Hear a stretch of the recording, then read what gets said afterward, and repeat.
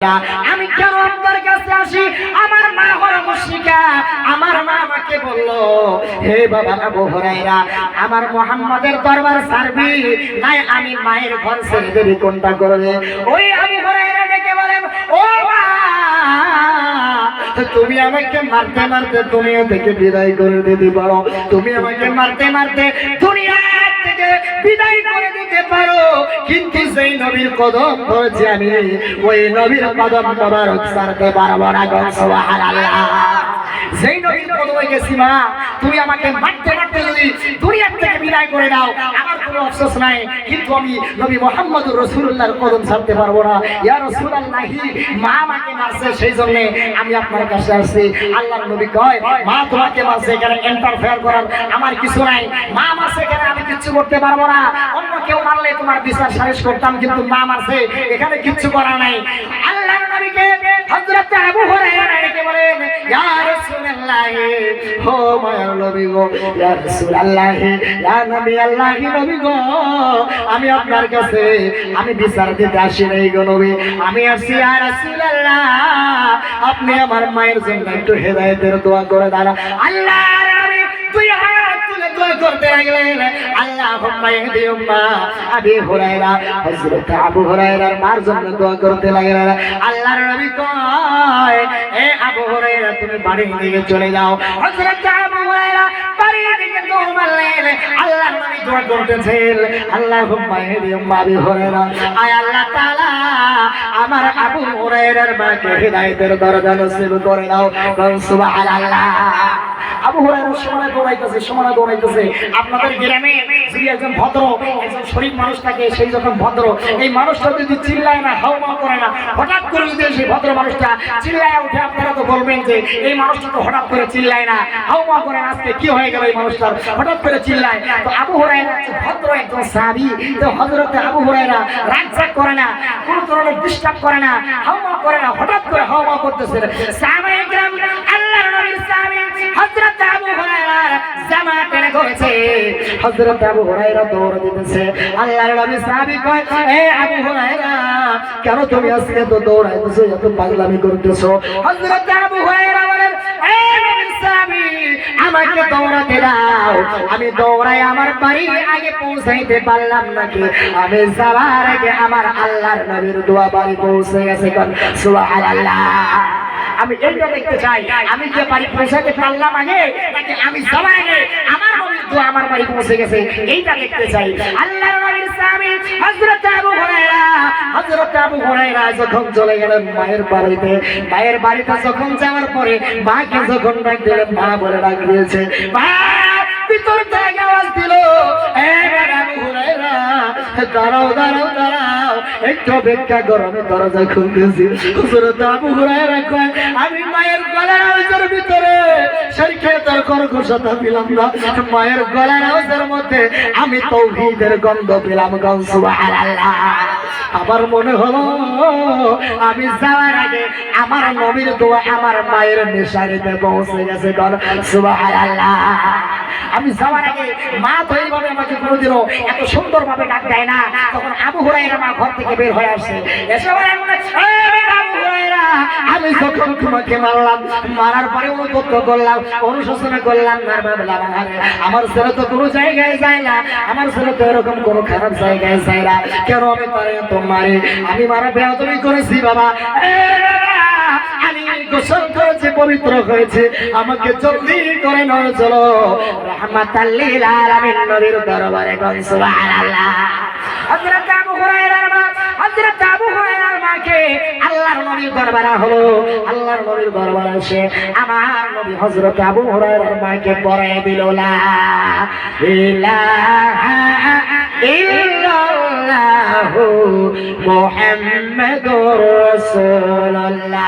একটু সিগা হলে লা ইলাহা ইল্লাল্লাহ, ইল্লাল্লাহ, লা ইলাহা ইল্লাল্লাহ, লা ইলাহা ইল্লাল্লাহ, লা ইলাহা ইল্লাল্লাহ, লা ইলাহা ইল্লাল্লাহ,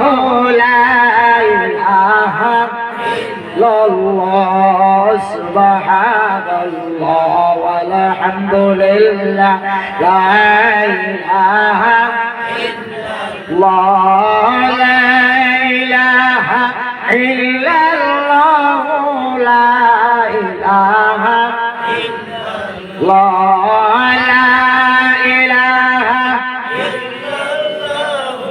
লা ইলাহা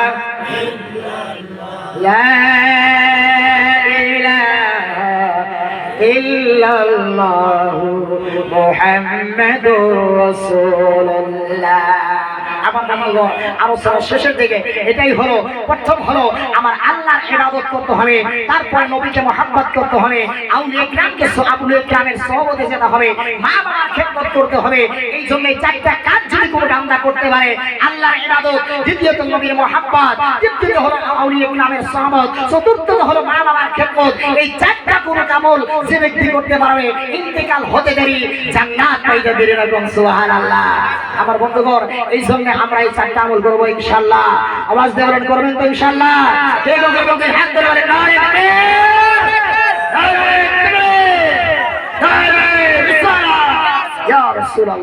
আমার বন্ধুগণ, এই জন্য কবরে হাসরে বিছানে যে নবী ছাড়া পার হবে না, সেই নবীর কান্ডারি হতে হবে, আউলিয়া কিরামের সহবতে যেতে হবে নবীকে পাওয়ার জন্য।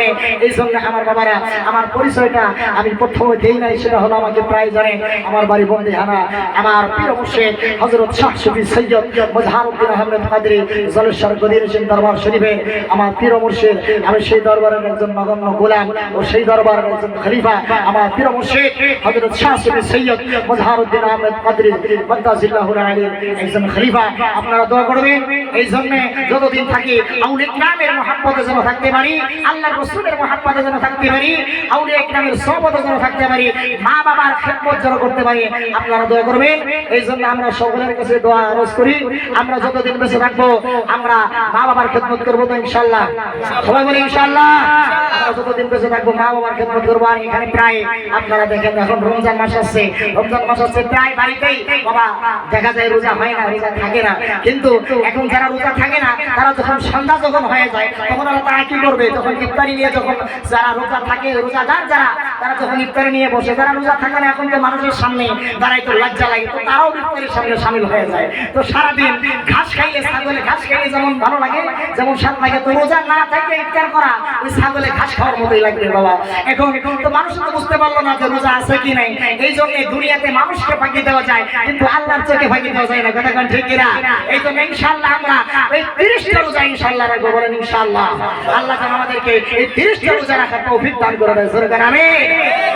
যেমন কি আমাদের সামনে শাবে বরাত রয়েছে, এই শাবে বরাতের রাতে কোনো বান্দা যদি যাপন করতে পারে, কোনো বান্দা যদি জাগ্রত থাকতে পারে, 2 রাকাত নফল নামাজে যদি ইবাদত করে, আল্লাহর হাবিব বলেছেন 100 বছর নফল ইবাদত করলে যত সওয়াব না হয়, বান্দা নামায়ে পড়ে 2 রাকাত নফলের ইবাদতের চাইতে 1000 রাকাতের সওয়াব আল্লাহ দান করে দেবে। সুবহানাল্লাহ।